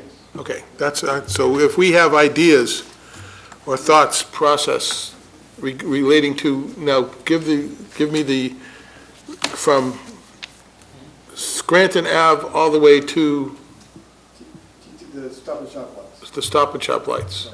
Now, the bond bill will be going from Palmer Avenue all the way down Main Street, East Main Street, David Straits, T-Ticket Highway to Oxbow Road. Okay, so the two things, this is a segment of that major $7.5 million project. There's a little piece that we're carving out to give to the Cape Cod Commission. The Cape Cod Commission was going to be looking at the David Straits from Scranton Ave to the Stop and Shop lights. That will probably come out of this scope of work. That will go into the bigger overall $7.5 million project. They'll probably be looking at the area behind CVS, Rose Street. Okay, here's where my question is, this is what I don't understand. With the state money, isn't that just involved in the roadway itself? Or we're talking about envision planning more than that, the land uses around it. Right, but right now, the transportation portion of this scope of work Okay, will be changed. you answered my question right there, the transportation portion, you made it clear. And that's now I'm 100%. The other, the little development Yeah. concept, Yeah. what we want to Yeah, see. I'm there. Okay. You made it very clear, thank you. Okay. Okay, Sunrise Estates, the status, Brian.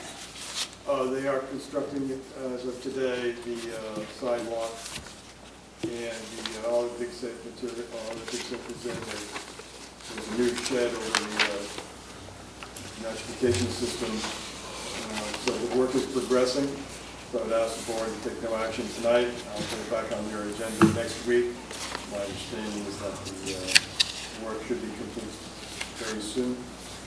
Talk to the contractor directly tonight. I ask the board just to take no action on this. Okay? Yeah, Brett.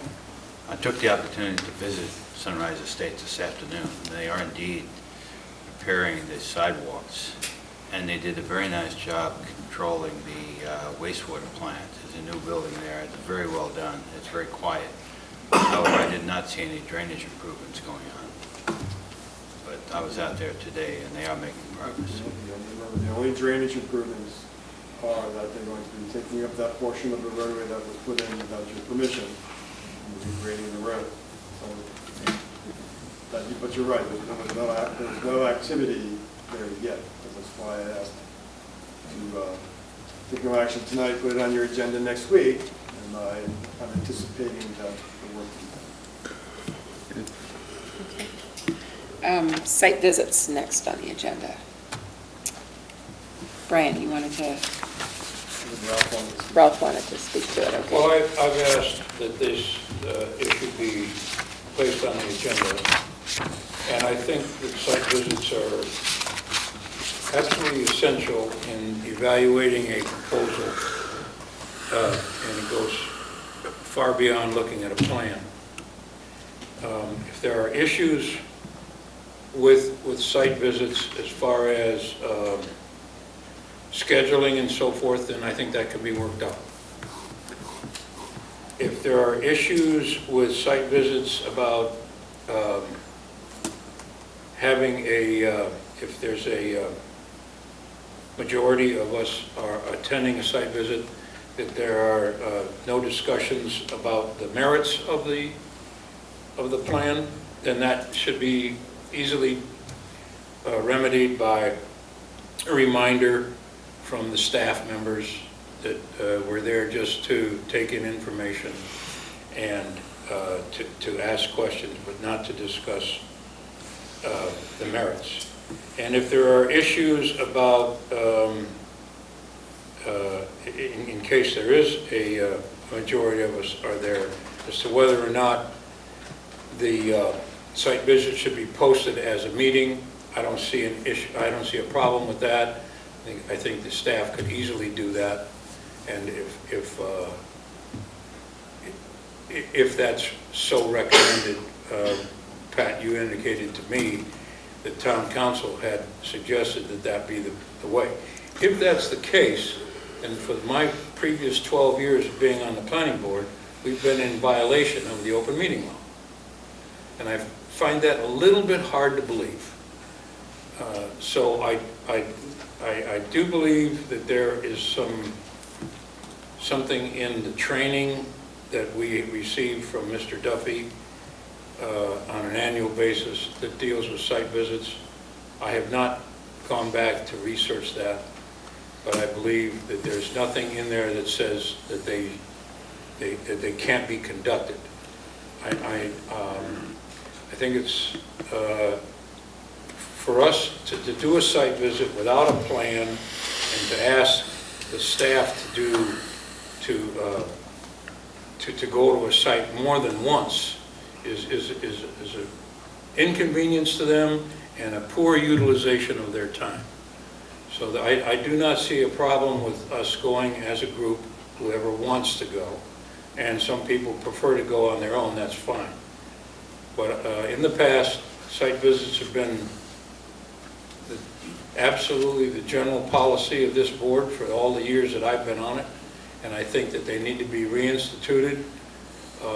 We need to coordinate a convenient time for the staff, not only the day of the week, but also the time, and advertise it to us so that we can attend if at all possible. Any comment from board members? if there's a site visit scheduled, I'm happy to attend. And if it can't be arranged, then I can just do it myself. But I agree, it's a good idea. And I generally do it myself when I've got a question about the site. I find if it's scheduled and I can't make it, then I do make a point to go on my own, because I don't want to be on the meeting where everyone else has seen it and I don't know what the hell they're talking about. So I think it forces individuals to either go when we're scheduled or get there on their own. I find when the staff's there, it's helpful. Oh, yeah. And I do agree that site visits are important. Okay. Having gone out to Sunrise Estates and checked that out, gave me a whole different perspective than just looking at the drawings and listening to the engineer. So I think it's imperative that we do have site visits. And I've been on site visits with the senior group, and I don't know whether that was posted as an open meeting or what, but So whatever needs to be done to have the site visits be Yeah. accomplished, yeah. you'd like to have it. As for me, I said it's kind of immaterial because I go only when I feel like I really want to, I've got some questions on it, so. Okay, there's nothing in general correspondence. Items for future agendas, we've got the joint meeting with the Board of Selectmen, but that was already touched on. The item of the joint meeting is that they would like to discuss just that, the senior center. Yep, the senior center. Oh, yeah. Yeah. Give a presentation. And we'd like to be able to then briefly discuss the scope of work, and then briefly discuss the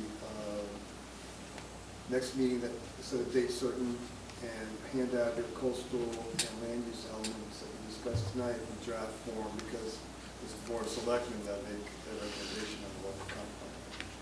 So those are the three concentrated agenda items. I'm looking at a 6 o'clock start. If there are other items, give them to me or Pat, and I'll bring them to Mr. Sousa and Mary.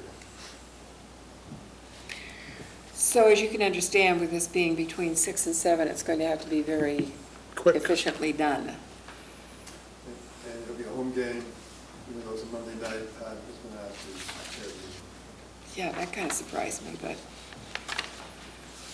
I'm going to be doing it. Okay, is there anything else? Are you requesting items for a future agenda as well? Yeah. When we were deliberating the charter review, one of the comments we had made was the inconsistency and the changing of bylaws in town. And if I remember correctly, town meeting voted in favor of hiring an attorney to look at that. It would be very helpful if we can get a report on what the status of that is, because it does affect us quite a bit. I don't know where we are with that, but I will check the emails again, but you should have been emailed. The general code publisher have come back with their changes. I haven't seen it. But I will check on that. It just came back. be So nice you to have know. it. It will be on a future agenda. Yeah, sometime. Okay, and I will check that. Okay. Because that just came back, didn't it? So it would have been just sent out. It came in about a week ago. Yeah, that's what I mean. After it went out, but I will check. Okay. And I'd like the board to have that, and then, 'cause I know the Board of Appeals has it, and management has it, council has it, so I will check, make sure you have it, Okay. and we will schedule a discussion of that as soon as you have a moment, probably one of your July meetings. That's fine, but I think it's important. Yes, I agree. Jim? And then I would like to have an agenda item like committee reports in particular. I want to report on things that we did a little bit on the local comprehensive plan, but I represent you folks on the EDIC, and we have a lot of things Yeah. that I need to, not this minute, but we should talk about. Yeah. So put it on the agenda item Yep. as a committee report, just from the EDIC or anybody, It's been a while since we've had any one. other committee, so it covers the same thing. But I have stuff, it's nothing earth-shattering, but we should talk about it. I don't know whether you have anything, Doug, that needs to be brought up. and- Yeah, well, I can report on the Coastal Ponds Committee. Right. So, Yeah, Pat, didn't we sort of agree that the first meeting of every month, we would have committee reports. We have, but then it kind of gets shunted when we've got huge agendas and, you know, Because I so think it's important. I think it's important too to have it up at Definitely least needs to be once a done. month, I think, if we can possibly do it. Absolutely. Yeah, Paul? Someone handed out the planning committee assignments here, and Jim, correct me if I'm wrong, but it says you're meeting at the Chamber of Commerce, and I thought you're meeting at Town Hall, EDIC. We just changed, and we now meet here at 8:30 on the Point out first Tuesday This should be every, corrected then. every month. We met this morning at this exact spot. I didn't realize that you had changed. Well, it is posted, that didn't make, Oh, yeah, but didn't make it on that, didn't right? make it on that, but, Okay, folks, it is 9 o'clock. Can I have a, Move for adjournment. Why? Second. So you can sleep overnight here if you want to. All in favor? Aye.